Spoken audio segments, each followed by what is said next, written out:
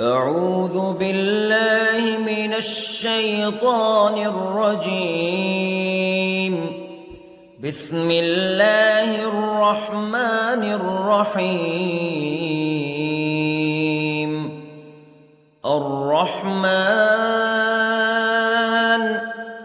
علم القرآن خلق الإنسان علمه البيان.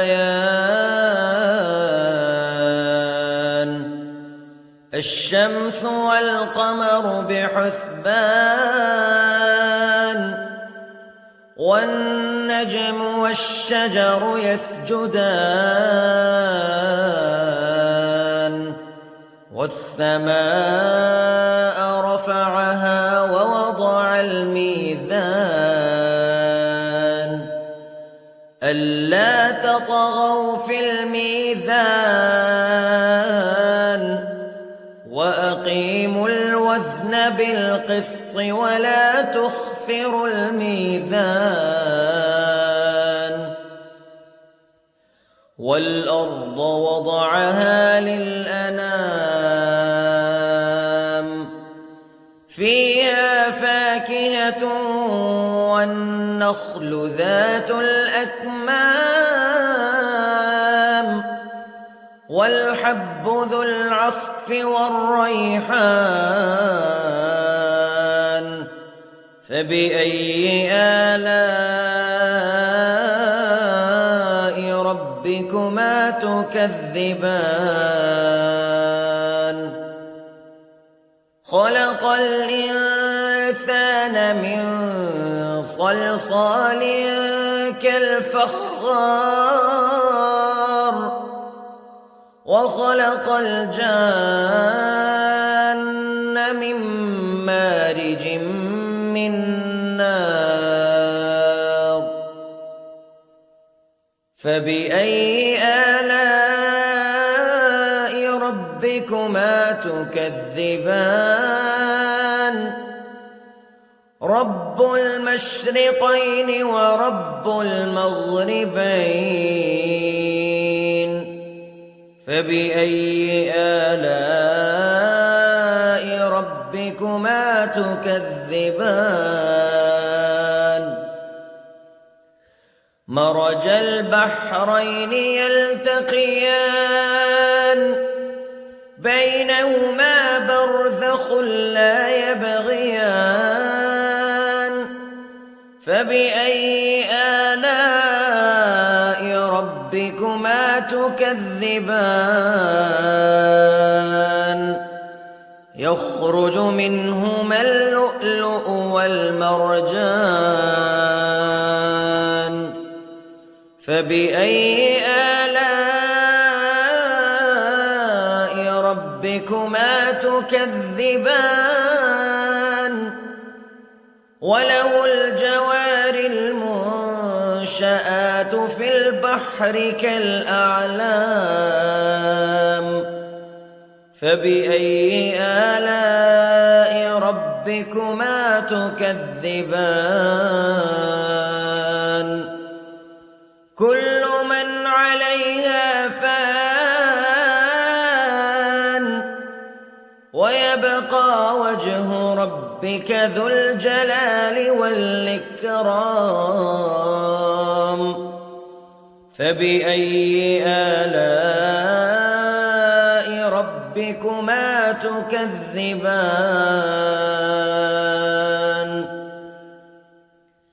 يسأله من في السماوات والأرض كل يوم هو في شأن فبأي آلاء ربكما تكذبان. سنفرغ لكم أيها الثقلان فبأي آلاء ربكما تكذبان.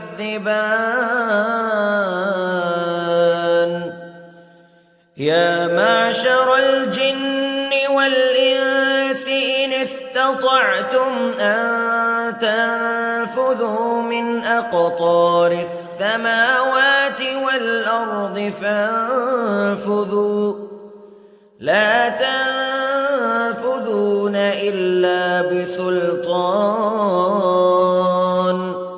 فبأي آلاء ربكما تكذبان يرسل عليكما شواظ من نار ونحاس فلا تنتصران فبأي آلاء ربكما تكذبان فإذا انشقت السماء فكانت وردة كالدهان فبأي آلاء ربكما تكذبان فيومئذ لا يسأل عن ذنبه إنس ولا جان فبأي آلاء ربكما تكذبان يعرف المجرمون بسيماهم فيؤخذ بالنواصي والأقدام فبأي آلاء ربكما تكذبان هذه جهنم التي يكذب بها المجرمون يطوفون بينها وبين حميم آن فبأي آلاء ربكما تكذبان ولمن خاف مقام ربه جنتان فبأي آلاء ربكما تكذبان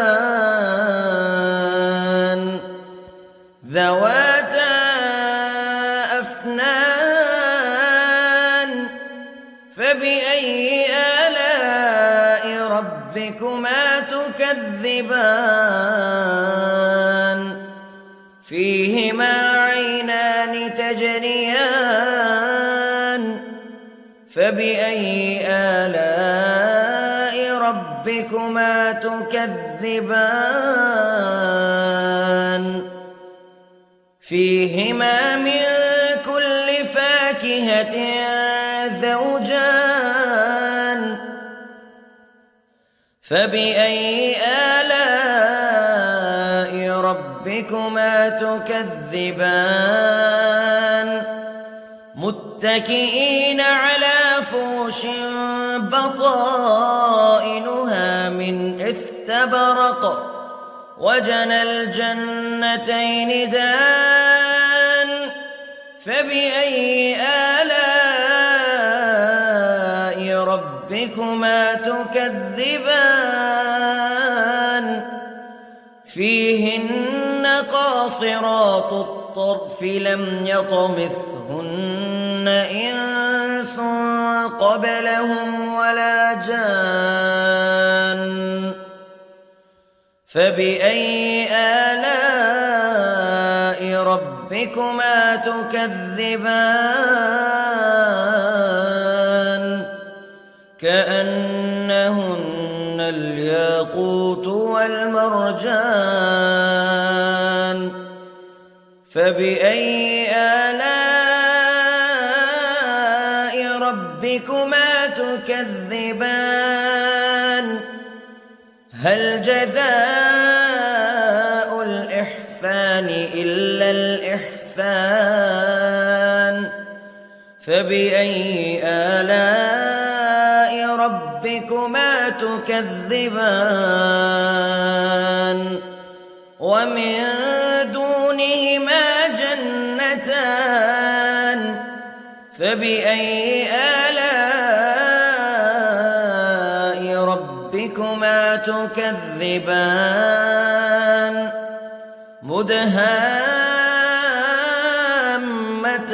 مدهامتان فبأي آلاء